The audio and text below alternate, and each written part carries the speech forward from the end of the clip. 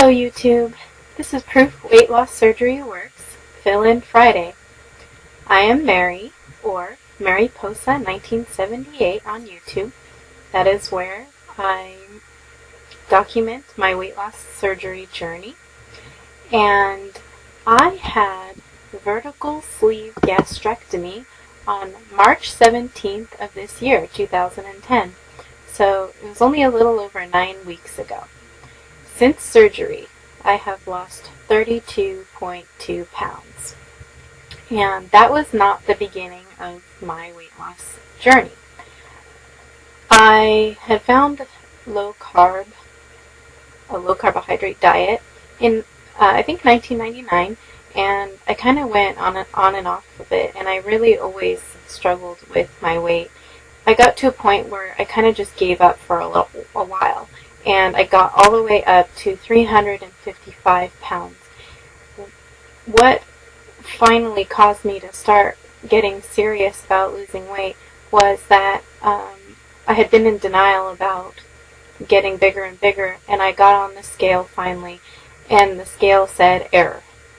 And I didn't know what was wrong with it. I changed the batteries, and I finally realized that the weight capacity was 350 pounds, and I had exceeded that. So I lost down to 275, and then I kept fluctuating back and forth no matter what I did, and then I started gaining because I just got so frustrated and I was working a lot. So finally I decided there's something else that I need to try. I had already tried medication, metformin, because I have high insulin.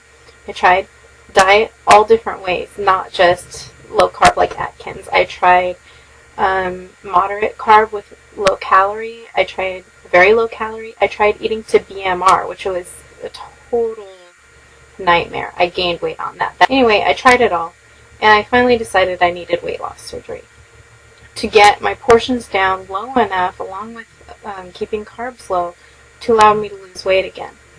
I first was considering the lap band, and I don't want to get into too much detail on why I ended up choosing the VSG, because this is not what this is about. But I will say that I did a lot of research, and I ended up deciding that the VSG was really a better option for me. I had never even heard of it before. So I looked in Dr. Paul Serengel out of the South Bay area in California, which is where I used to live.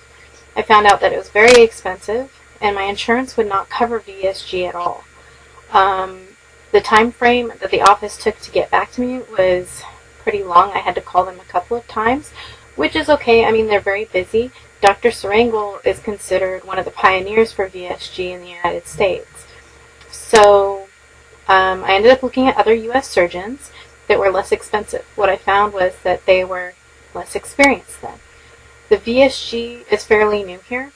A lot of doctors don't do it because the insurances don't cover it yet. And it is getting to a point where more and more insurances are covering it, which is great, because that means now more surgeons will become more experienced, more people will have that option. So I went on Obesity Help to try to see what I could find, and I never dreamed that I would go to Mexico for surgery.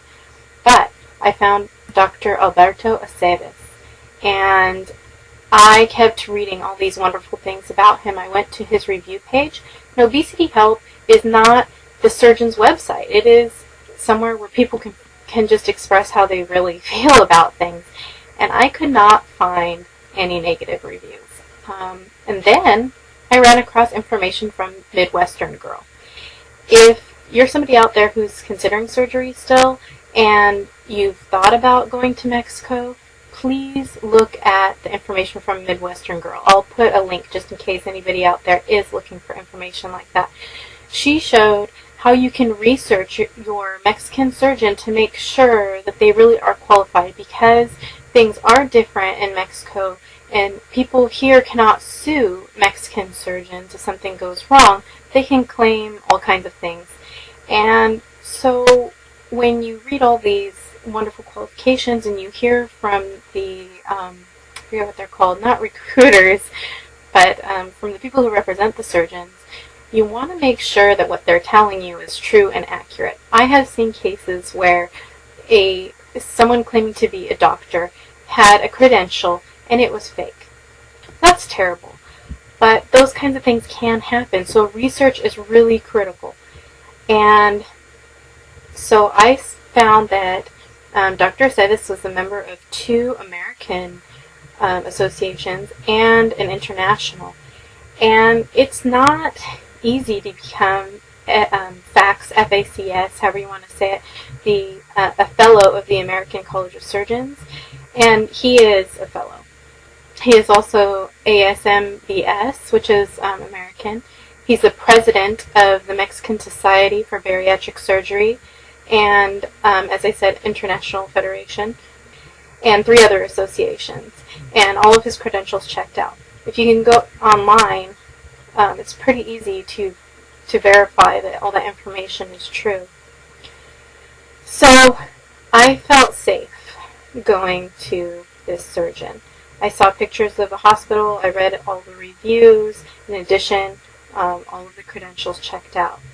When I contacted the office, I got immediate replies. I got a lot of useful information, all my questions were answered, and I felt like, in addition to the surgeon being qualified, that the staff was very easy to get a hold of, and they were just great. So, the other thing I was concerned about is follow-up. Well, every 10 days, I am in contact with a follow-up specialist. And at the 3-month mark, I will be going back to Mexico. Here's another thing. I'm now in Southern California, so going to Mexico is not that big of a deal for me. Mexicali is a 3-hour drive away. And I can go to the San Diego airport with my passport card and get a shuttle ride to the hospital and back the same day, because if you did have lap band there, you can go for a 1-day visit and get a fill. In addition, you can also do the follow-up. Another great thing about the follow-up is that the doctor does not charge for his time for follow-ups. It is $150 for a follow-up, but that is for your x-rays and your labs. And I think that's great, because obviously I was self-pay if I went to Mexico, and my surgery was $8,750 for, an expert surgeon with 19 years of experience and who had done many, many VSGs. And now the follow-up, which, takes a day out of my life versus a couple of hours, but it's $150, which to me is very manageable and realistic. So the bottom line is that going to Mexico was a great choice for me. And I think that it can be a great experience for a lot of people if you do your research. And I also wanted to mention, you don't want to just do your research if you're going out of the country, but also here in the U.S. Like I said, I found that a lot of the surgeons that were less expensive had very little experience. Maybe their bariatric practice was only a very small percentage of what they did. I liked that Dr. Aceves had 95% of his practice or more being dedicated to bariatric surgery. So, I just realized that I didn't even read what the questions were, but by Friday I think you know what they were. Would you still pick the same surgeon? Yes, I would, and I think that I answered why. What qualities of your surgeon help make you successful or detract from your efforts? I think that his having a follow-up specialist, somebody that is easy to get a hold of and talk to because that is her sole job, makes things a lot easier. Because if I have a question that requires his attention, she can kind of filter like what needs to go to him and what doesn't, and so that way I do get answers back. I'm not trying to contact this very busy person that has a lot of other tasks. I'm contacting somebody who specializes in this. And if I'm just giving my update on my progress, she could just say, great job. So, and record the data. So, I think that does help keep me successful, having follow-up even though they're far away, and getting that encouragement from the follow-up specialist and getting my questions answered. So that's it for today.